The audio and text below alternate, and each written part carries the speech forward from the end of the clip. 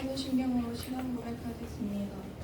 전능하사 천지를 만드신 하나님 아버지를 내가 믿사오며 그 외아들 우리 주 예수 그리스도를 믿사오니 이는 성령으로 잉태하사 동정녀 마리아에게 나시고 본디오 빌라도에게 고난을 받으사 십자가에 못 박혀 죽으시고 장사한 지 사흘 만에 죽은 자 가운데서 다시 살아나시며 하늘에 오르사 전능하신 하나님 우편에 앉아 계시다가 저리로서 산 자와 죽은 자를 심판하러 오시리라.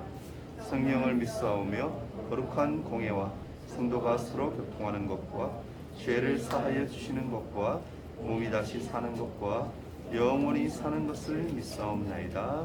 아멘. 찬송가 200장입니다.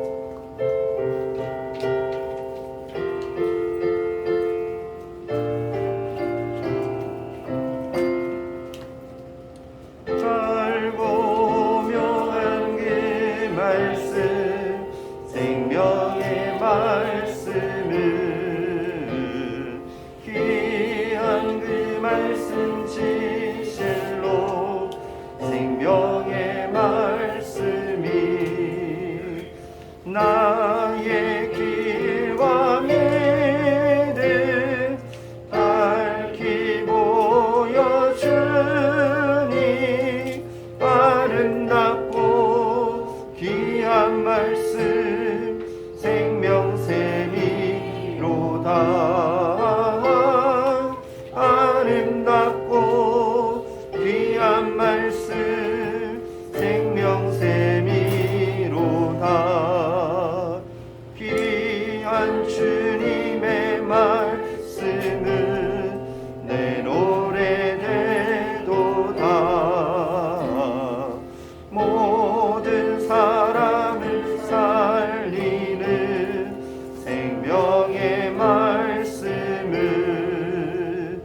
각도 없이 받아 생명길을 가니 아름답고 귀한 말씀 생명샘이로다.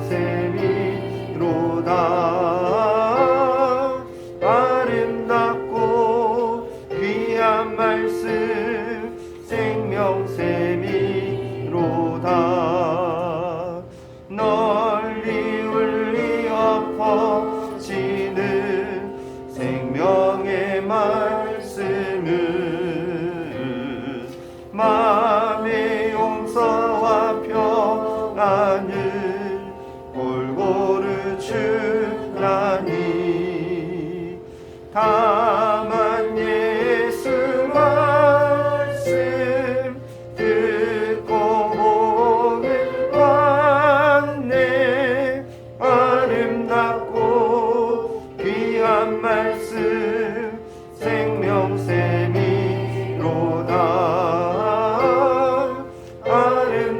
아름답고 귀한 말씀 생명샘이로다.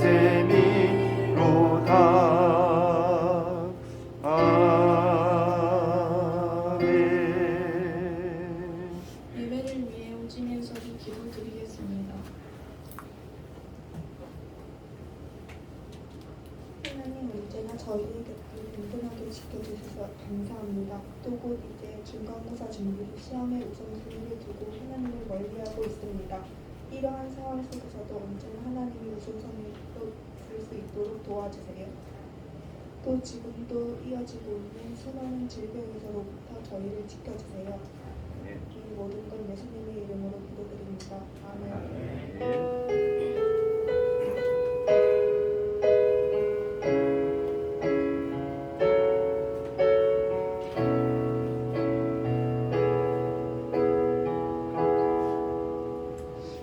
오늘 함께 볼 하나님 말씀입니다. 에스더서입니다. 4장 13절에서 17절까지 말씀입니다. 제 성경으로 754페이지이고요. 구약성경 754페이지 말씀. 에스더서 4장 13절에서 17절까지 말씀입니다. 찾은 줄 알고 제가 한 절, 여러분이 한 절씩 하나님 말씀 교독합니다. 모르드게가 그를 시켜 에스더에게 회답하되 너는 왕궁에 있으니 모든 유다인 중에 홀로 목숨을 건지리라 생각하지 말라.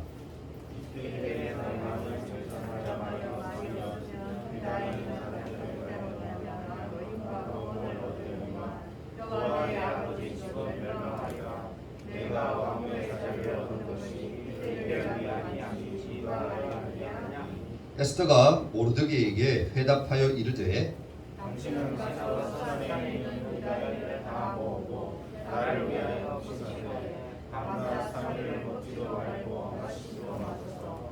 나도 나의 시녀와 더불어 이렇게 금식한 후에 규례를 어기고 왕에게 나아가니 죽으면 죽으리이다 하라. 함께 읽습니다. 모르드게가 가서 에스더가 명령한 대로 다 행하니라. 아멘. 샬롬. 네. 우와. 중등부 우리 여자친구들 지금 자기 꽉 찼어요. 한 보세요, 남자들. 분발해야 되겠죠, 그죠? 네. 오늘 와야 되는데 안 온 친구들도 지금 꽤 몇 명 있는 것 같은데, 이 자리도 올해 가기 전에 남자친구들 자리도 꽉 채울 줄 믿습니다. 아멘.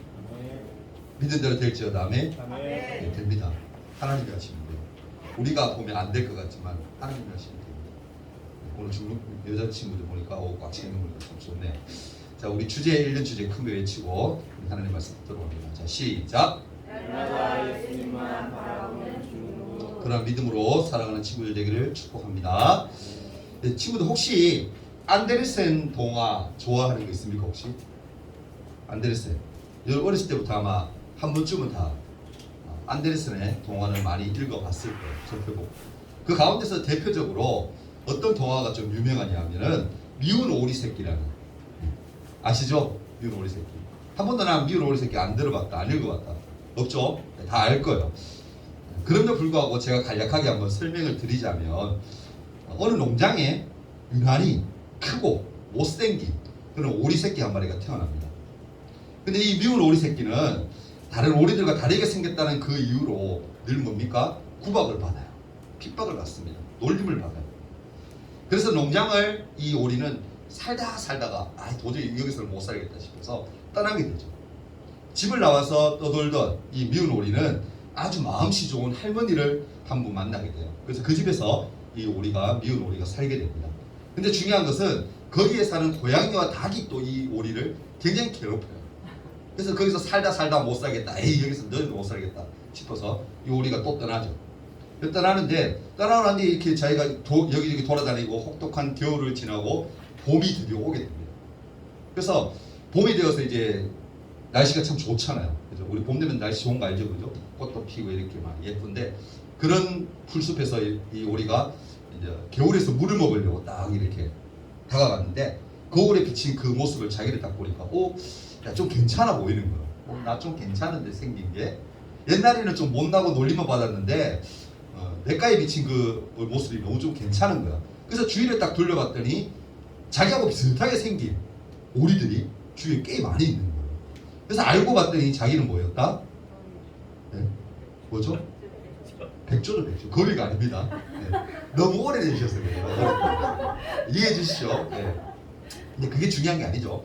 네. 거위는 오리, 백조든 간에 백조였어요, 자기가.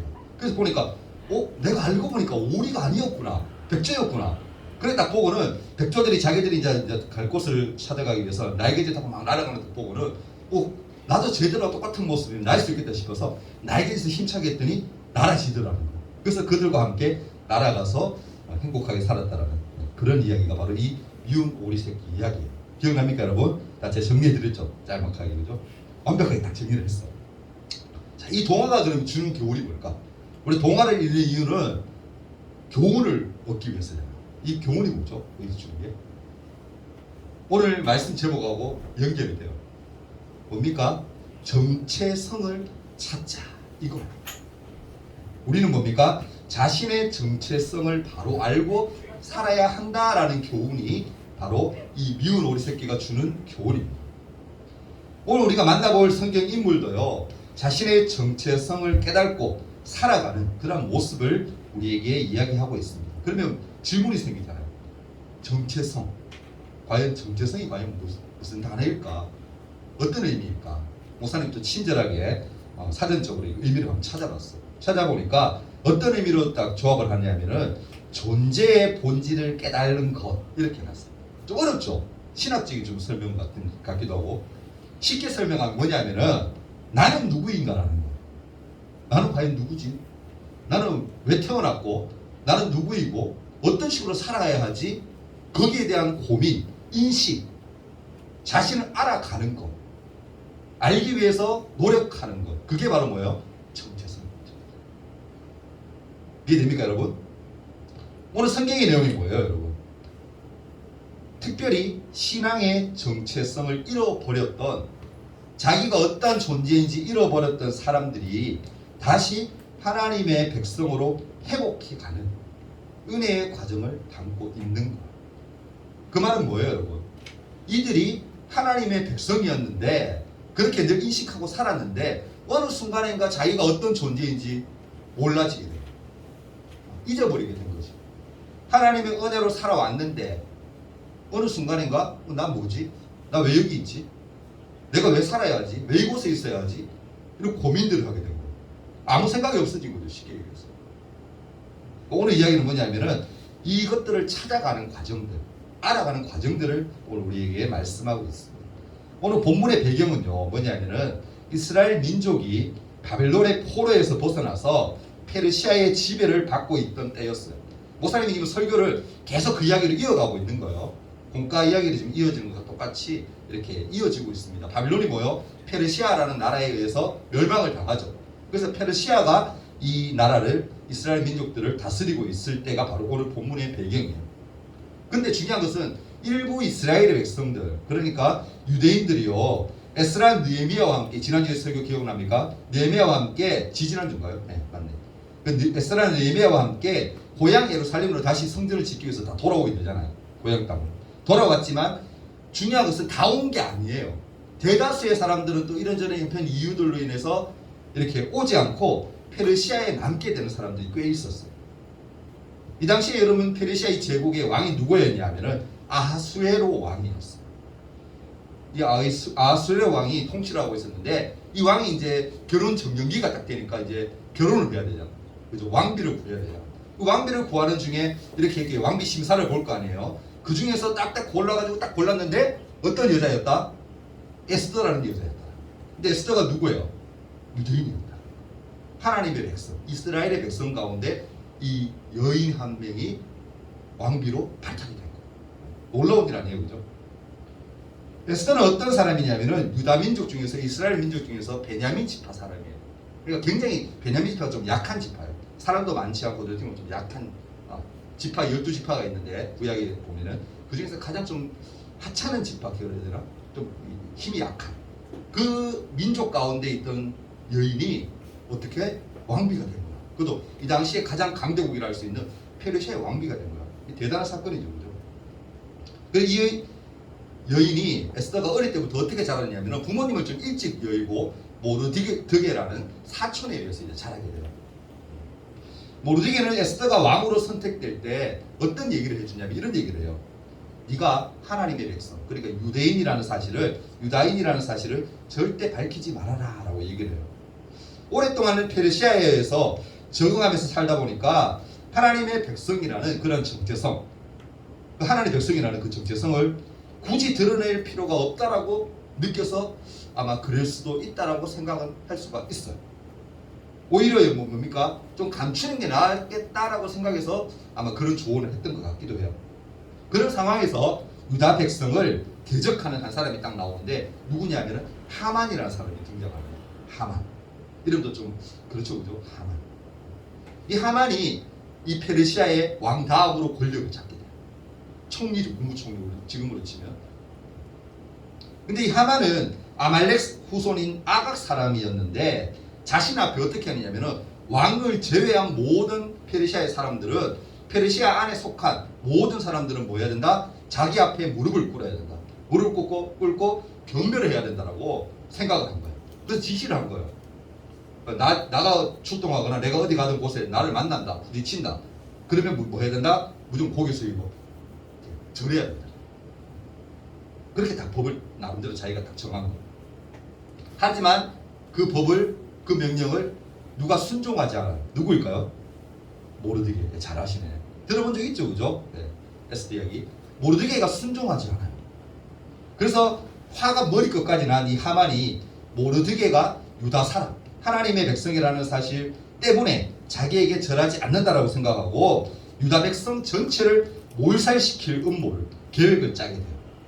근데 여러분 한번 물어봅시다. 하만에게 절만 하면 살 수 있어. 혼나지 않아. 벌을 받지 않아. 그렇잖아요.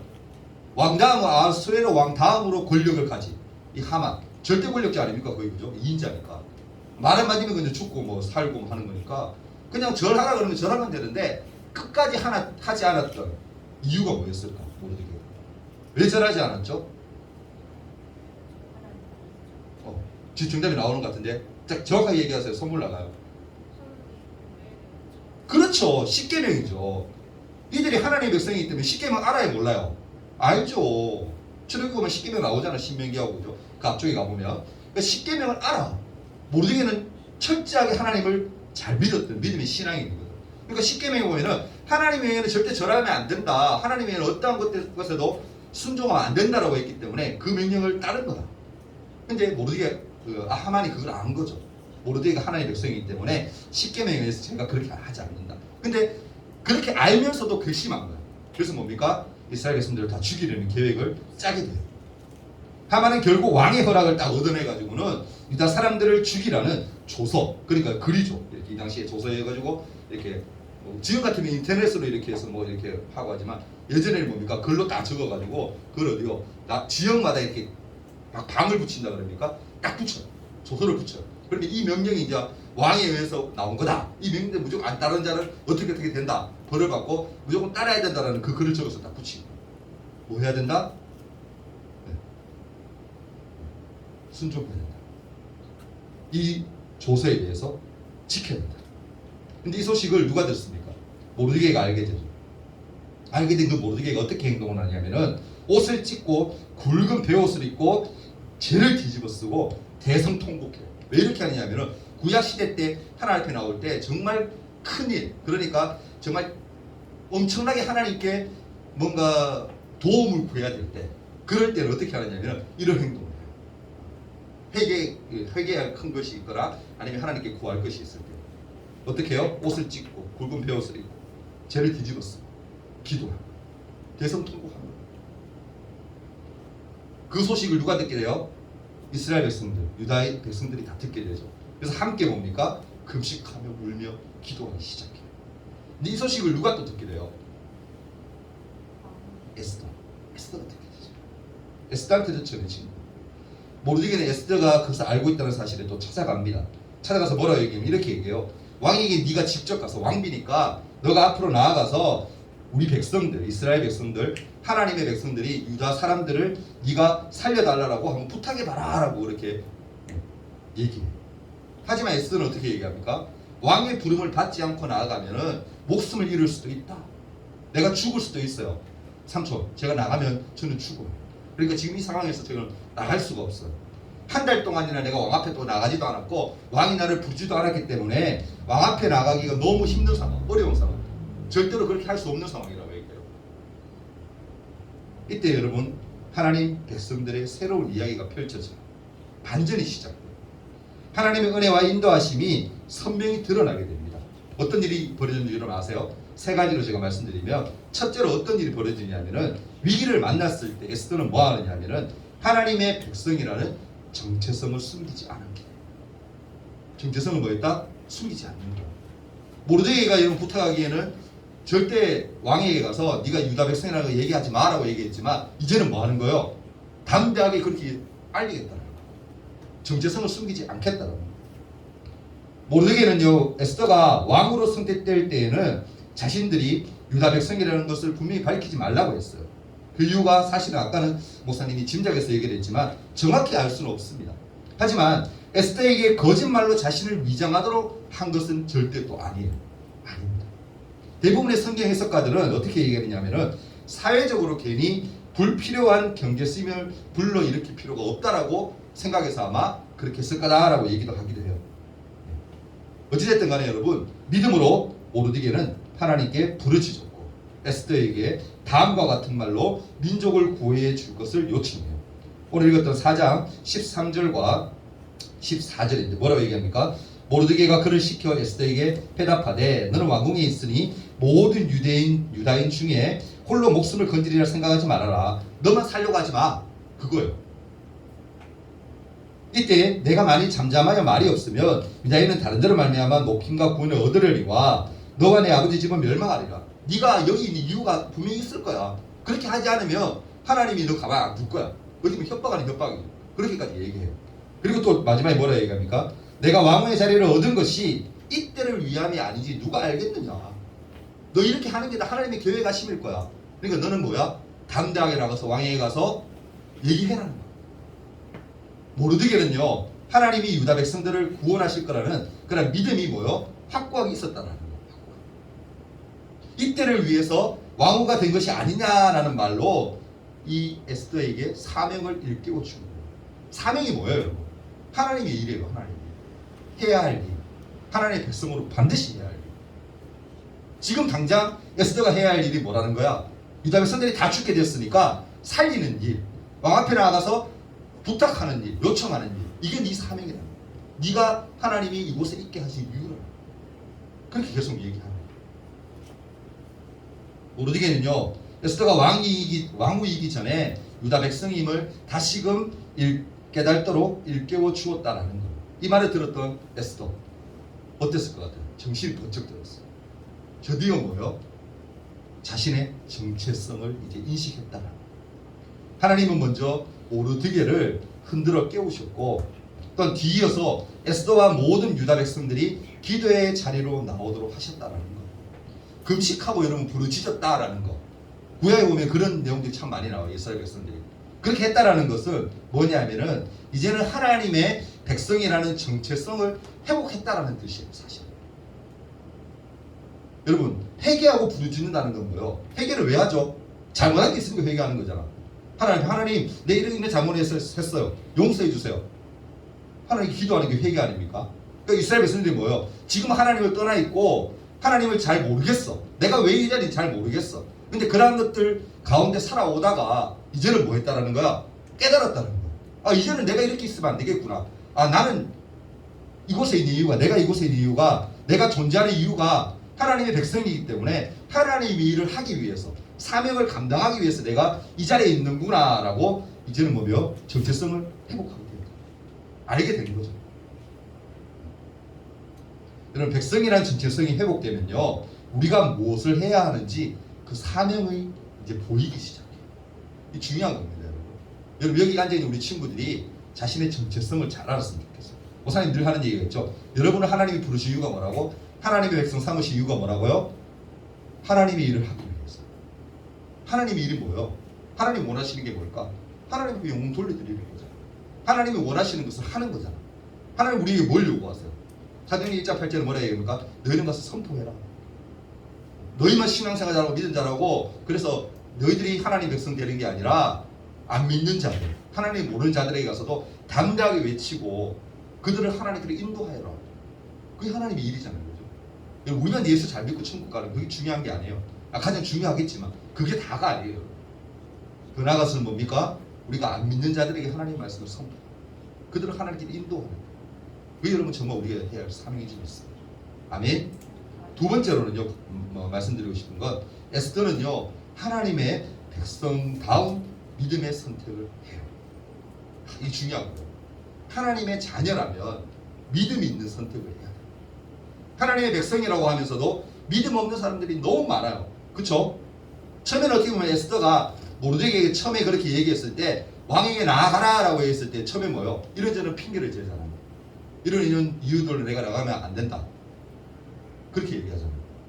근데 나중에 가서는 뭐요? 깨닫게 돼요. 정체성을 회복하게 되죠. 그리고는 뭡니까? 하나님의 자녀다운 믿음의 선택을 하게 돼요. 이 중요한 거예요. 모르드게의 조언을 받아들인 에스더는 이제 뭡니까? 큰 결단을 내립니다. 오늘 16절 말씀을 읽었죠. 거기서 뭐라고 얘기합니까? 당신은 가서 삼촌에게 얘기하는 거예요. 모르드게에게 당신은 가서 수산에 있는 유다 백성들을 다 모으고 나를 위하여 금식하되 밤낮 3일을 먹지도 말고 마시지도 마소서. 나도 나의 시녀와 더불어서 이렇게 3일 동안 금식한 후에 규례를 어기고 왕 앞에 함부로 나가면 안 되는데 그것을 내가 다 어기고 어떻게 해서든 간에 왕에게 내가 나아갈 테니까 나아가는데 어떻게 나간다? 죽으면 죽으리라는 그런 마음으로 내가 나아가겠습니다. 그렇게 얘기하고 이제 뭐요? 에스더는 결단한 거야. 큰 결심을 한 거야. 에스더는 뭡니까? 목숨을 걸고 왕 앞에 나아가기로 결심했고 모든 유다 백성들이 자신과 이 일을 위해서 금식하고 기도해 줄 것을 요청했다는 거예요. 그래서 자기는 어떻게 해요? 똑같이 동일하게 3일 동안 금식하고 기도한 후에 왕에게 나아가겠다. 이때 여러분 유명한 말이 나오잖아요. 뭡니까? 죽으면 죽다. 죽으면 죽다. 만약 유다 민족이 모두 죽는다면 첫 번째로 자기가 먼저 죽겠다는 결단입니다. 이 대단히 중요한 거예요. 다른 사람보다 뭘 먼저 생각하는 거예요? 나보다 뭘 먼저 생각하는 거예요? 민족. 자기 하나님의 백성. 저들을 내가 어떻게 쓰는 거예요? 살리겠다. 결단. 죽음을 맞이하게 된다면 자기가 왕 앞에 함부로 나가기 때문에 자기가 가장 먼저 죽겠다. 왕이 열받으면 죽여버리지 않겠어요? 왕 앞에 나아가는 법적으로 금지되어 있는데 함부로 나가면 왕이 불러야지만 딱 부름을 받아서 나아갈 수 있는데 감히 왕비가 말이야. 왕이 부르지도 않는데 자기가 그냥 막 그냥 인간적으로 보면 죽는 거잖아요. 그런 결단을 했다는 거예요. 에스더는 여러분 정말 죽을 수도 있었지만 민족을 살리기 위한 믿음의 선택을 했다는 거. 그걸 여러분 기억했으면 좋겠습니다. 세 번째로 말씀드리고 싶은 거는요. 에스더는 하나님의 백성다운 신앙적인 방법을 사용해요. 이 중요합니다. 우리 믿는 자들은 여러분 세상 사람들처럼 편법을 쓰면 안 돼요. 남을 속이거나 그런 사람들 얼마나 많아요. 자기 좀 더 잘 되기 위해서. 그렇게 하면 절대 안 돼요. 우리 어떻게 해야 돼요? 하나님의 자녀이기 때문에 백성이기 때문에 신앙적인 방법들을 사용해서 우리가 살아야 돼요. 누가? 에스더가 그렇게 했다는 겁니다. 이렇게 에스더가 죽음을 각오하고 큰 결심을 했지만 언제 어떻게 왕에게 나아가야 할지는 아직까지 구체적으로 방법을 정하지는 못했어요. 이때 그녀가 가장 먼저 했던 일, 에스더가 가장 먼저 했던 게 뭐였어요? 제가 아까 말씀드렸죠. 3일 동안 금식하고 뭐 한다? 기도. 기도가 가장 먼저였다라고. 기도. 가장 먼저 했던 게 기도하며 금식하며 부르짖는 거. 그거였다. 부르짖는다는 것은 뭐예요? 소리쳐서 간절히 외치는 거. 그게 여러분 부르짖는 거 아니에요? 간절함이 있으면 그렇게 하는 거예요. 기도하면서 이 에스더는요 왕 앞에 나아갔고 왕에게 나아간 후에 하나님이 인도해 주시는 때를 기다리며 매우 지혜롭고 신중하게 처신했다라는 거예요. 그 결과 뭡니까? 하만의 이 악한 계획은 결국 실패로 돌아가게 되고 모든 유다 백성들, 하나님의 백성들은 생명을 보존할 수 있게 되었다. 이 모든 것이 뭐였어요, 여러분? 하나님의 은혜입니다. 아멘. 에스더 이야기는요 사실 우리가 살아가는 시대와 참 비슷하다는 생각을 하게 만들어요. 거기다 앉으세요. 거기다. 다 끝나가요. 오늘 시대와 에스더의 시대는 좀 비슷한 것 같아요. 하나님의 일하심이 보이지 않는 것 같아요. 우리의 평범한 일상 속에도 여전히 뭡니까? 우리와 함께 하시면서 우리를 인도해 주실 것이라는 소망의 메시지를 기대하게 된다는 거예요. 사실 여러분 이 상황을 보면 이스라엘 백성들은 구원받을 그런 희망이 사실은 전혀 없어요. 에스더가 아니면 안 돼. 에스더가 된다는 보장도 없어. 지금도 우리가 그런 세대를 살고 있지 않습니까, 여러분? 세상 한번 보세요. 질병 우리가 이기는 거 이길 수 있어요, 여러분? 못 이겨요. 우리는 조심할 뿐이지. 약을 만들어도 이 약이 뭐 100% 완벽합니까? 아니잖아요. 우린 뭐 할 수 있어요, 여러분? 최대한 그냥 하나님 앞에 의지하고 하나님의 도우심을 구하는 거. 그거밖에 없는 거예요. 그것만 기대해야 되는 거예요. 우리 약합니다, 여러분. 뭐 대단한 것 같아도. 인간들이 뭐 하늘을 나는 뭐 차를 만들고 뭐 자율 뭐 주행할 수 있는 차를 만들고 그거 여러분 그렇게 대단한 거 아니에요? 하나님 보실 때. 자연재해 우리 인간이 어떻게 막아요? 못 막아요. 조심할 뿐이죠. 하나님이 하신다. 하나님 하심을 기대해요. 아멘. 우리 하나님밖에 없습니다. 성경은요 이 시대를 사는 우리에게도 우리가 누구인지 어떤 존재인지 우리의 정체성을 이 말씀으로 정의해 줍니다. 베드로전서 2장 9절인데요. 아마 한 번쯤은 들어본 말씀 같은데 제가 읽어드릴게요. 너희는 택하신 족속이요 왕같은 제사장들이요 거룩한 나라요 그의 소유가 된 백성이니 이는 너희를 어두운 데서 불러내어 그의 기이한 빛에 들어가게 하신 이의 아름다운 덕을 뭐한다? 선포하게 하려 하신다. 그렇게 말씀합니다. 목사님이 이렇게 풀어서 말씀드리면 우리는 하나님이 선택하신 하나님의 백성들이에요. 아멘. 하나님의 은혜와 예수님을 믿는 믿음으로 택함을 받은 자들입니다. 아멘. 또한 우리는요 왕같은 제사장으로 하나님을 예배하기 위해 부름받은 사람들이에요. 아멘. 그리고 세상과는요 다른 구별된 하나님의 사람들, 나시린들이에요. 아멘.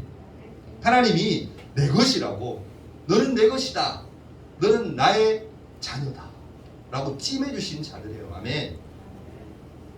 여러분 이 존귀한 하나님의 은혜의 이 정체성은 밖으로 여러분 드러날 수밖에 없어요.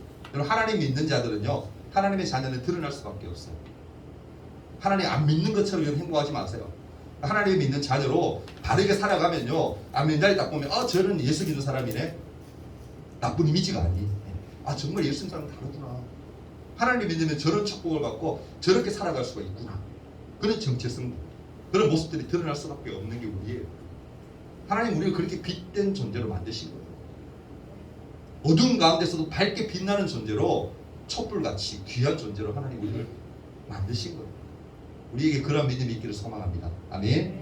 여러분 우리 모두 하나님이 나를 불러주신 사명과 정체성이 무엇인지 바르게 잘 깨닫고 믿음으로 한 주간도 열심히 살아내는 여러분들 되기를 간절히 바라고 소원합니다. 함께 한번 기도하는 시간 가졌으면 좋겠어요. 오늘 말씀 에스더 말씀 들었는데요. 에스더는요 죽으면 죽으리라 하는 마음으로 자기의 사명을 깨닫고 정체성을 가지고서 하나님께 나아갔어요. 그랬더니 하나님이 놀라운 기적을 일으키십니다. 하만을 죽게 만들고요 이스라엘 백성들을 다 구원해 주세요. 살려주세요. 하나님의 계획하심이 참 놀라운 것 같아요. 이제 기도할 때 하나님 나를 통하신 그런 계획하신 하나님 분명히 인정했습니다. 내 자신도 내가 누구이며 내가 어떤 존재인지 바로 잘 깨닫고 하나님의 백성으로서 신앙의 정체성을 바르게 확고하여서 하나님의 영광을 돌려드리는 그런 삶이 되게 해달라고 간절한 마음으로 내 자신을 하나님 붙들어 달라고 날마다 승리하는 믿음의 삶을 살게 해달라고 한번 기도하며 나갔으면 좋겠습니다. 같이 한번 짧게 한번 기도합니다. 1분 동안 기도할게요. 사랑이 많으신 하나님, 오늘 말씀을 통해서 우리의 정체성을 한 번 더 발견하고 깨닫는 시간 되기를 원합니다. 내가 누구인지 분명히 알기를 원합니다. 하나님의 자녀이며 하나님의 부르심을 받아들이는 그 사실, 저희들이 해야 할 일이 분명히 있다는 그 사실, 사명이 있다는 사실을 저희들이 잘 알 수 있도록 도와주시고 마음에 새기게 하셔서 날마다 하나님 앞에 영광 돌려드리는 믿음의 삶을 살아갈 수 있도록 도와주옵소서. 에스더를 통하여서 그에게 정체성을 일깨워 주셔서 이스라엘 모든 백성들을 하나님이 그들을 긍휼히 여기사 구원하신 줄 믿습니다. 우리를 통해서 나의 약한 모습을 통해서도 하나님이 역사하실 때에 하나님 놀라운 기적들, 놀라운 일들이 일어날 줄 믿습니다. 내가 그러한 존재, 하나님께 쓰임받는 귀한 존귀한 존재가 될 수 있도록 하나님 인도하여 주옵소서. 하나님만 사랑하며 자랑하는 믿음의 삶을 살도록 도와주심을 믿으며 예수님 이름으로 기도합니다. 아멘. 우리 11조 예물 제아랑 드렸습니다. 우리 정사랑 11조 예물 드렸습니다. 하서윤 11조 예물 드렸습니다. 조아린 11조 예물 드렸습니다. 감사연금 안가연 하나님 드렸습니다. 드린 예물 위해서 한번 기도합니다. 사랑 많으신 주님, 하나님 앞에 11조 예물 또는 감사 예물 구별하여 드린 친구들이 있습니다.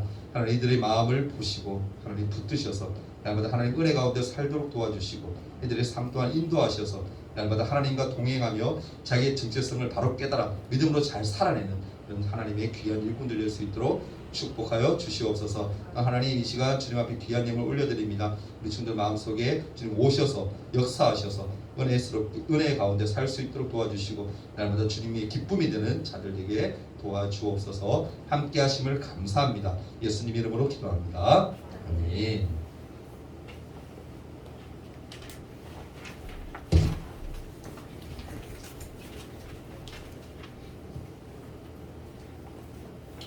코로나로 인해 현장 예배와 온라인 예배를 함께 공유해 드려요. 다음 주 예배 기도는 제아람 회계입니다. 다음 주 예배 전 선수독 주고 나눠주기는 박용주입니다. 주기도문하고 예배 마치도록 하겠습니다. 하늘이신 우리 아버지여, 이름이 거룩히 여김을 받으시오며 나라가 임하옵시며 뜻이 하늘에서 이룬 것 같이 땅에서도 이루어지이다. 오늘 우리에게 일용할 양식을 주옵시고 우리가 우리에게 죄 지은 죄를 사하여 준 것 같이 우리 죄를 사하여 주옵시고 우리를 시험에 들게 하지 마옵시고 다만 악에서 구하옵소서. 내게 나라와 권세와 영광이 아버지께 영원히 있사옵나이다. 아멘.